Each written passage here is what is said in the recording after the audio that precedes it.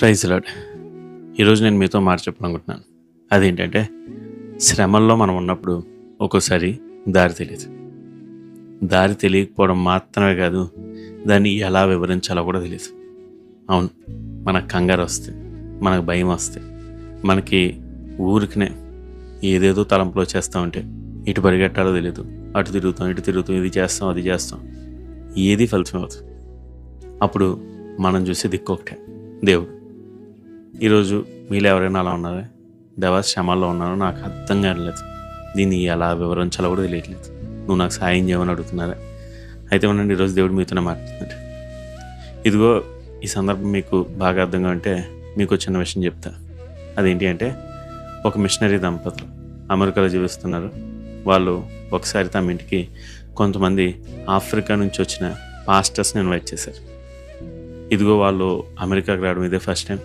వీళ్ళకి ఈ మిషనరీ దంపతులు ఆతిథ్యం ఇస్తూ ఉన్నారు. ఆ ఆఫ్రికా నుంచి వచ్చిన పాస్టర్స్ అన్నారు, మేము షాపింగ్కి వెళ్తామని చెప్పి. వాళ్ళకి ఆ ఊరంతా కొత్త, ఏం చేయాలో తెలీదు, ఎలా చేయాలో తెలీదు. అయినా సరే చాలా కాన్ఫిడెంట్గా, అక్కర్లేదు, మీరేమి సాయం రాకలేదు, మేము మా అంతటా మేము వెళ్ళి షాపింగ్ చేసుకుని తిరిగి వచ్చేస్తాం అన్నారు. అయినా సరే ఆ మిషనరీ దంపతులకు డౌట్ వచ్చింది, వీళ్ళు చేయలేరేమో అనుకున్నారు. ఏదో విధంగా ఇబ్బందులు పడతారనుకుని ఆ మిషనరీ హస్బెండ్ ఉంటారు కదా, ఆ మిషనరీ దంపతుల్లో ఆ కుటుంబ యజమాని వాళ్ళకి ఒక కార్డు ఇచ్చి దాని మీద తన నెంబర్ రాసి, అయ్యా, మీరు కానీ ఏదైనా ఇబ్బంది పడితే వెంటనే నెంబర్కి ఫోన్ చేయండి, నేను మీ దగ్గర ఉంటాను, మీకు హెల్ప్ చేస్తాను, మీరు మాత్రం దీన్ని ఎక్కడా పోగొట్టుకోకుండా అని చెప్పారు. ఇదిగో అలాగే వాళ్ళు బయటకు వెళ్ళారు. అలా వెళ్ళిన కేవలం ఒక 2-3 గంటల్లోనే మిషనరీ గారికి ఫోన్ వచ్చింది. ఒకనొక పాస్టర్ గారు వాళ్ళలోంచి తప్పిపోయారు. ఆయనకి అర్థం కావట్లేదు ఎటు వెళ్ళాలి.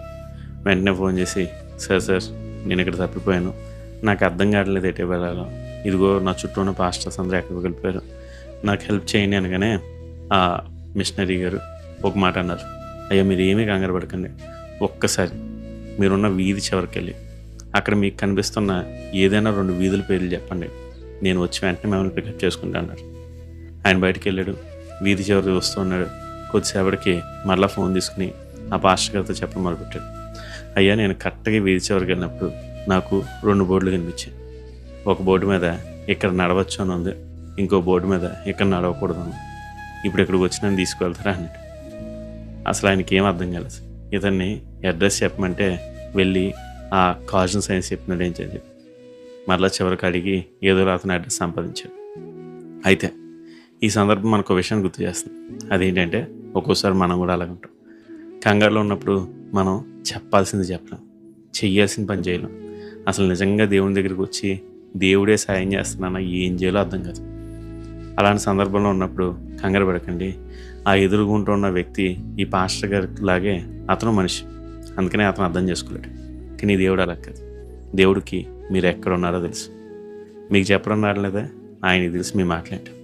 అందుకనే రోమపత్రికలో మాట్లాడుతుంది, మనం ఒక్కోసారి కంగారులో ఉండి దేవుడికి ఎలా చెప్పాలో, ఎలా ప్రార్థించాలో కూడా తెలియనప్పుడు ఆత్మత్త అనే మన తరపున ప్రార్థన చేస్తాడు.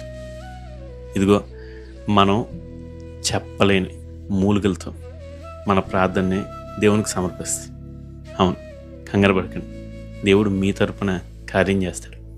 మీరు ఏమీ చెప్పలేకపోయినా ఆయన మిమ్మల్ని అర్థం చేసుకుంటాడు. అంత మాత్రమే కాదు, మీరున్న ఈ కంగారులో దేవుడు మీతో చెప్పేదోటి, చింతించకండి, నేనున్నాను, భయపడకండి. ఇదిగో, భయపడద్దు అని బైబిల్లో దాదాపుగా 366 సార్లు ఉంటుంది. అంటే ప్రతిరోజుకి ఒకసారి. అంటే ప్రతిరోజు దేవుడు మనతో చెప్తున్నాడు భయపడద్దని. ఎందుకు? మనం భయపడతాం కాబట్టి. ఈరోజు మీరు భయపడుతూ ఉన్నారా? కంగారు పడుతూ ఉన్నారా? ఏమవుతుందో తెలియట్లేదా? అది దేవుడు మీతోనే చెప్తున్నాడు, భయపడకండి, నేను చూసుకుంటాను. నీకు ఎలా చెప్పాలో కూడా తెలియట్లేదా? నాకు అర్థమైంది, నేను చూస్తాను. ఇదిగో, మీరు చేయాల్సిందల్లా ఆయన మీద నమ్మకం ఉంచడం. మరి ఈరోజు ఆయన మీద నమ్మకం ఉంచుతారా? నమ్మకం ఉంచునే అద్భుతాలు చేస్తారు. God bless you. Have a blessed day.